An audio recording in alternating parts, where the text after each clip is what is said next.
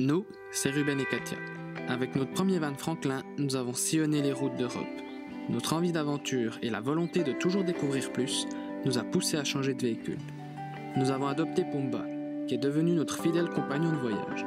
Accompagné de notre petite famille de vagabonds, nous avons comme objectif de faire le tour du monde. Retrouve-nous chaque semaine pour une nouvelle aventure.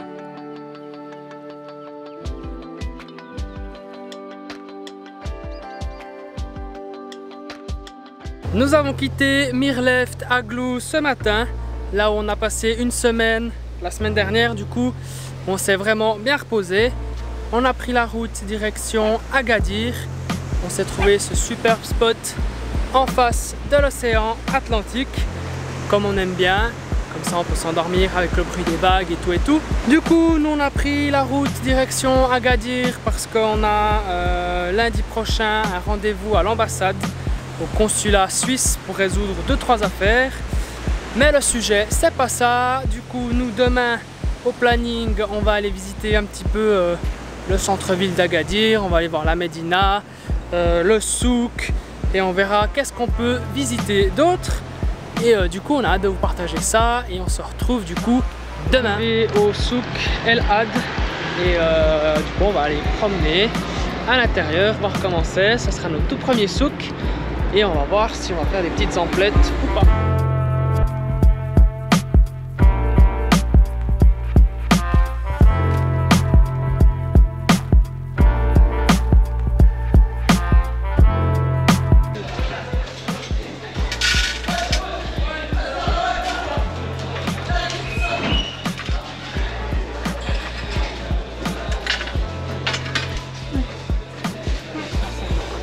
Donc là, il est en train de faire un mélange d'épices et c'est ce qu'ils appellent ici épices poulet.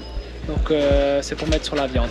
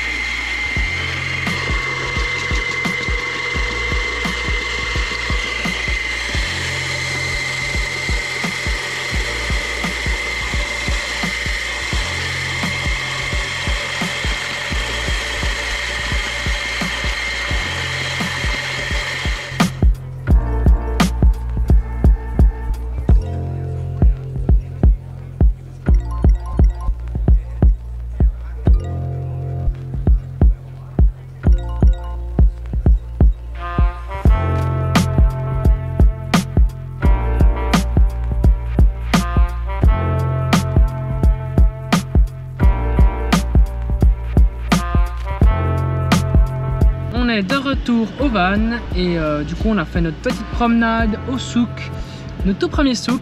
On a quand même bien apprécié. Ouais, il y avait plein de choses à voir. C'est un petit peu divisé en plusieurs secteurs, si on peut appeler ça comme ça. Il y a vraiment le coin alimentaire, légumes, le coin un petit peu vêtements, le coin meubles, le coin bijoux.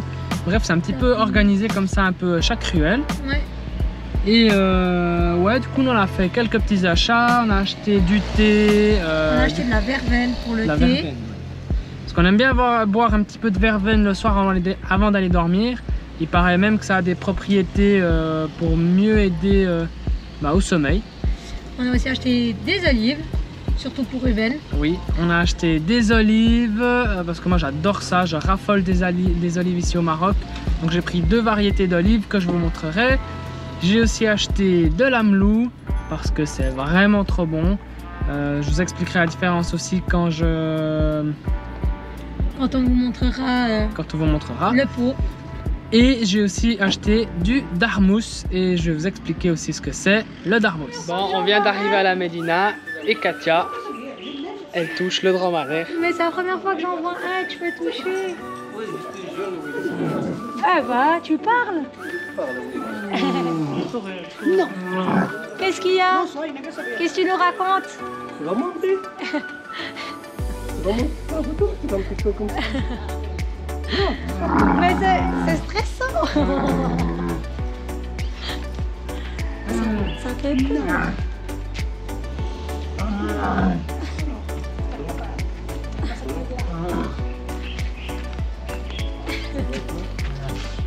T'es mignon, toi.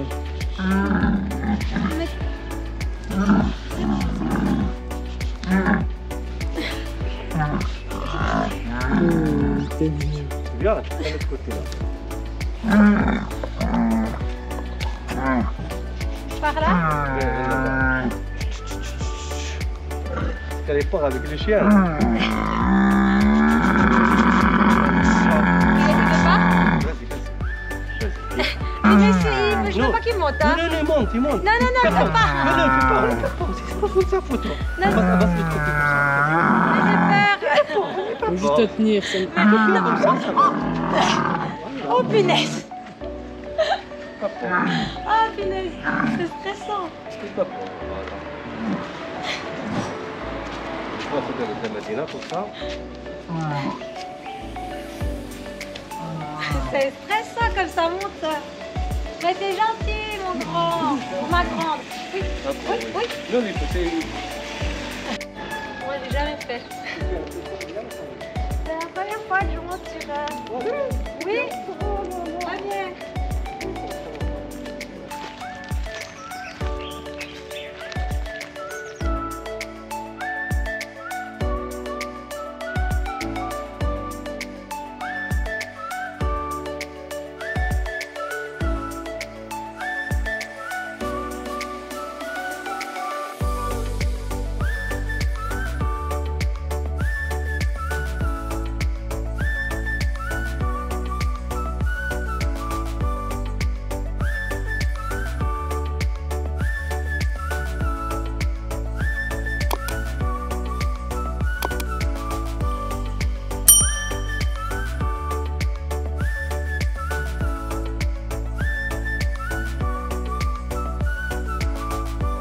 On a visité un bout de la Médina, pas tout encore. On a pu constater avec Ruben qu'il y avait beaucoup de portes fermées, donc on imagine que ça devait être des boutiques. Il y a quelques commerçants qui ont leurs boutiques ouvertes, mais on pense que le fait qu'il y ait eu le Covid a dû affecter quand même pas mal les petits commerces ici dans la Médina. Après, vu l'heure, on va aller manger. Et pour information, donc c'est 4 € par personne l'entrée. Et si vous voulez, vous pouvez manger dedans et vous ne payez pas l'entrée.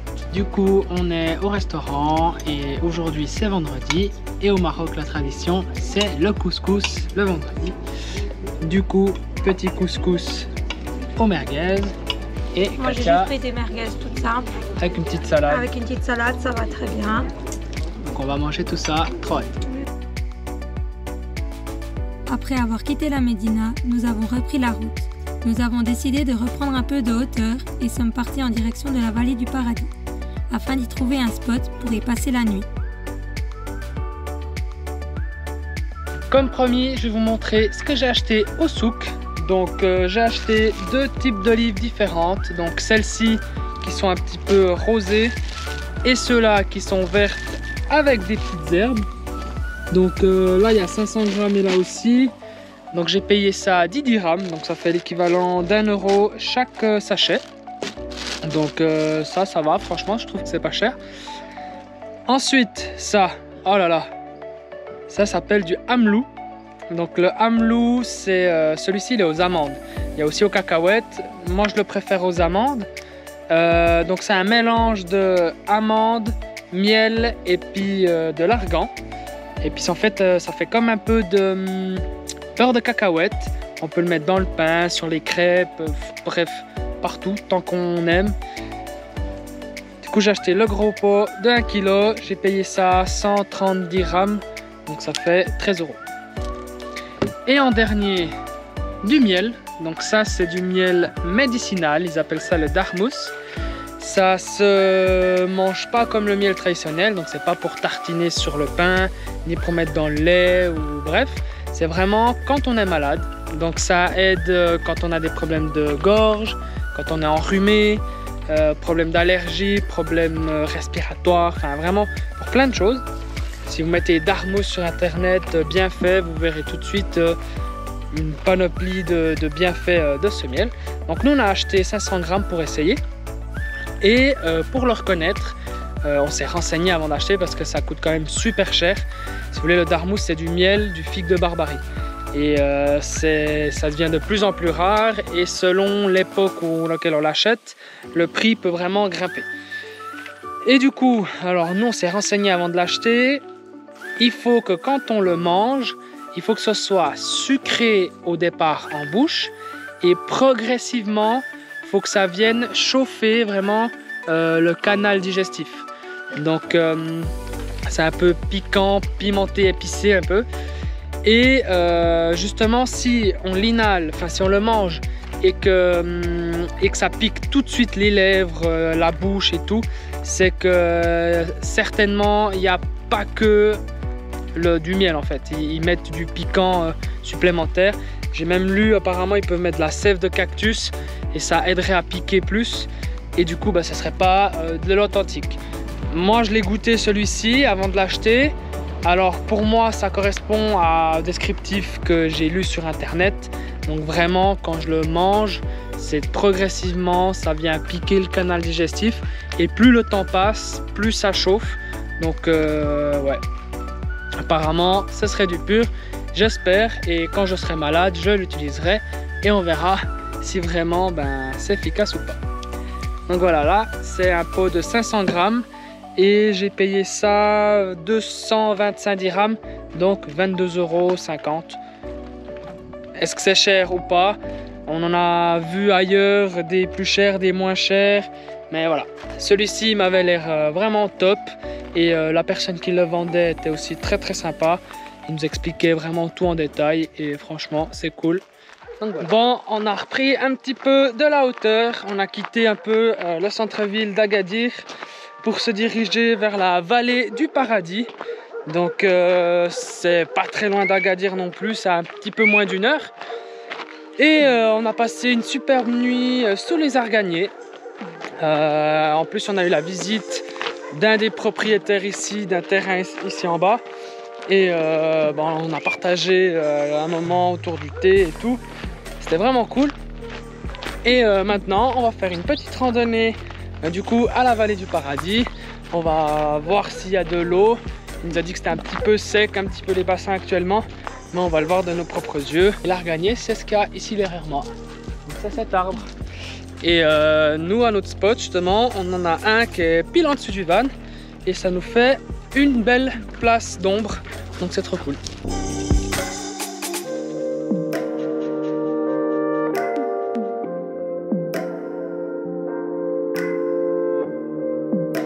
On était en train de descendre du coup jusqu'à la vallée quand on entend quelqu'un siffler et c'est notre ami de hier, donc avec qui on a partagé un thé, qu'on a discuté pendant quelques petites heures.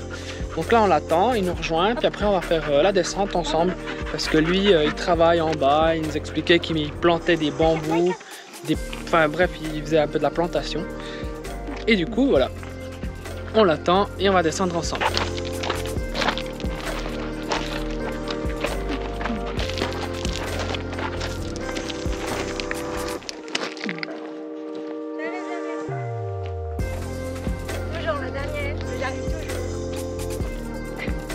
Nous on avait l'intention d'aller à gauche, du coup dans la vallée, sauf que Lawin qui habite ici dans le village, il nous a expliqué que ça fait depuis 2014 qu'il n'a pas plu. Et donc quand on monte, il n'y a plus d'eau. Donc si vraiment on veut voir l'eau qu'il y a dans la vallée du paradis, il faut qu'on descende. Et ouais, parce que ça fait 7 ans qu'il n'a pas plu. Et du coup, voilà, c'est pas évident, ça a tout séché.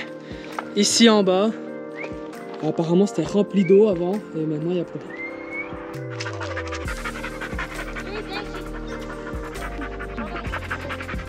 Là il faut se dire qu'à l'époque ici c'était rempli d'eau et qu'avec les années, ben, ça se dessèche quoi. Et puis il y a 2-3 endroits, il y a encore des petits bassins, mais c'est de l'eau stagnante qui doit être là depuis des années quoi. Vraiment triste, ça doit être pas évident pour le tourisme et tout, parce que ben, petit à petit, si les gens ils mettent des avis sur Google, etc., en disant que l'endroit ne vaut plus la peine, ben, automatiquement il y a moins de monde, moins de tourisme, et puis pour le village, ben, c'est pas évident.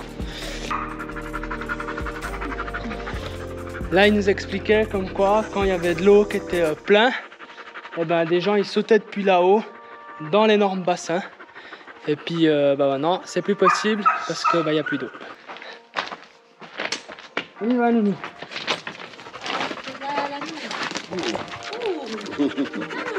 Ah, ça escalade mieux que nous, hein. Ouais. Tiens, je te dis, hein, avec 4 pattes, c'est plus facile.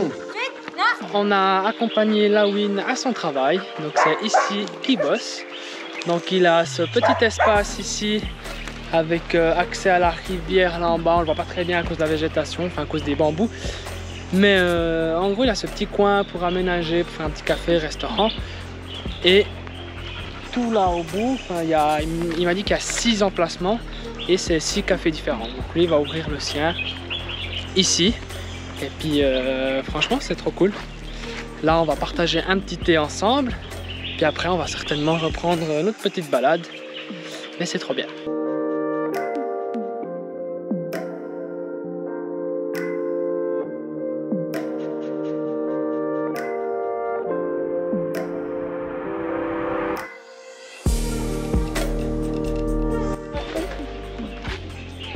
Un grand là. Un grand tortue là-bas.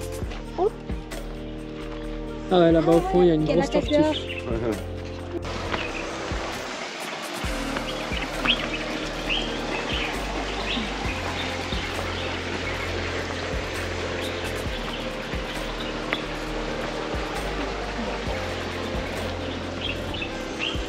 Bon, on a repris notre promenade, notre petite randonnée.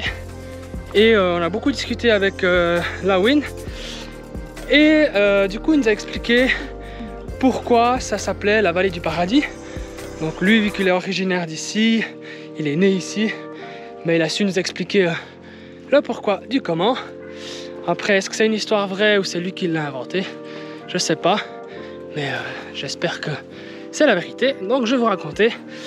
En gros, ce serait dans les années 70, il y aurait un couple d'Américains qui serait venu ici camper pendant plusieurs mois. Le mari avait une maladie de la peau, il n'a pas su nous dire exactement quoi, mais je sais pas, peut-être la lèpre ou un truc comme ça, hein, des vieilles maladies. Et en gros, ben, ils sont restés ici plusieurs mois, ils avaient l'aide un petit peu des villageois, parce qu'apparemment ils n'avaient pas beaucoup d'argent. C'est bizarre, hein, comme des Américains qui viennent au Maroc, mais ils nous disaient qu'ils n'avaient pas beaucoup d'argent, et que du coup les villageois leur aidaient, donnaient du pain, des légumes un petit peu tout le temps, du lait de chèvre. Et donc ils sont restés ici plusieurs mois. Et les mois se sont transformés en une année. Et après une année et quelques, eh ben, le mari avait complètement guéri. Et suite à ça, il aurait écrit un livre ou laissé en tout cas des traces de son histoire quelque part. Et d'où le nom en anglais Paradise Valley. Et c'est d'après cet épisode que du coup c'est devenu super touristique. Bon, on a mis Simba sur l'arganier juste ici pour faire une belle petite photo. Et il s'est amusé à escalader. Du coup là, il est par ici. Il fait le fou, il a cru que c'était un arbre à chat géant quoi.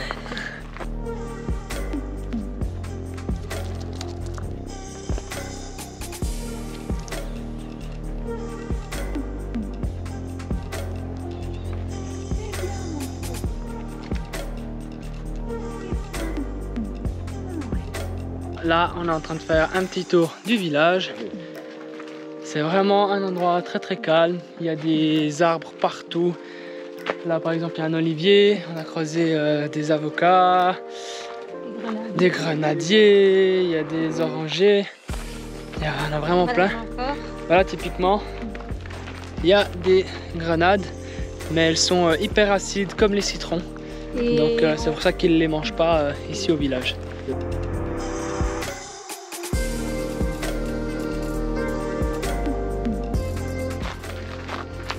On va lui tourner le même chemin qu'on est passé.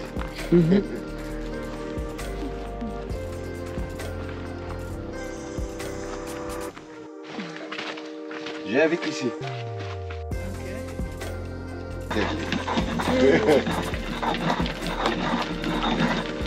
Explique-nous, qu'est-ce que tu fais là?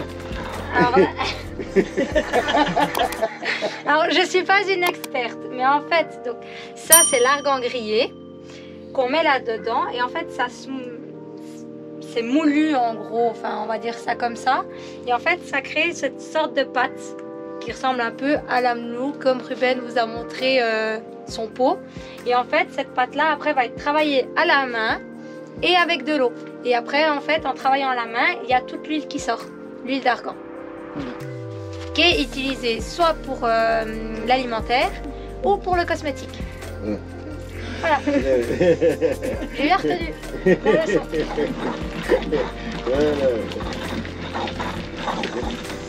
C'est vrai qu'on sent que ça travaille. Là, je remets un petit peu.